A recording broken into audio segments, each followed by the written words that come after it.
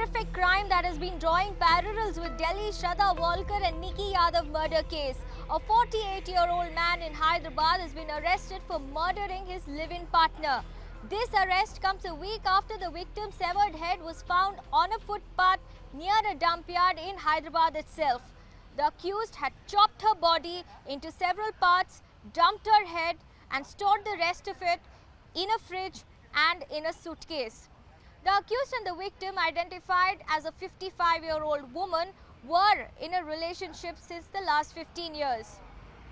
Trouble began when the victim started forcing the accused to pay up an amount of 7 lakh rupees that she had loaned him in 2018. That's when the accused hatched a conspiracy to get rid of her. Cut to May 12th when the murder takes place. Following a heated argument, the accused stabs the victim multiple times, then steps out of his home, buys 2 stone-cutting machines, chops her body into 6 parts, stores her limbs in a fridge, rest of it in a suitcase, and dumps her head on a footpath by the Musi River in Hyderabad.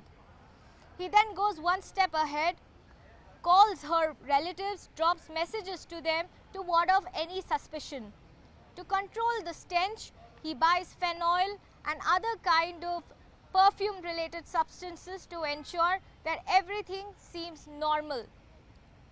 Precisely a week later, that is on the 17th of May, was when the victim's severed head was found on a footpath by a sanitation worker, and that's when the investigation began.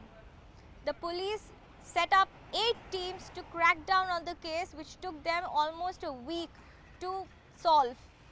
The accused had covered up all his tracks, but the police had used different kind of methods, including face recognition technique, to identify the victim and then subsequently go through various files to crack down and solve this murder case.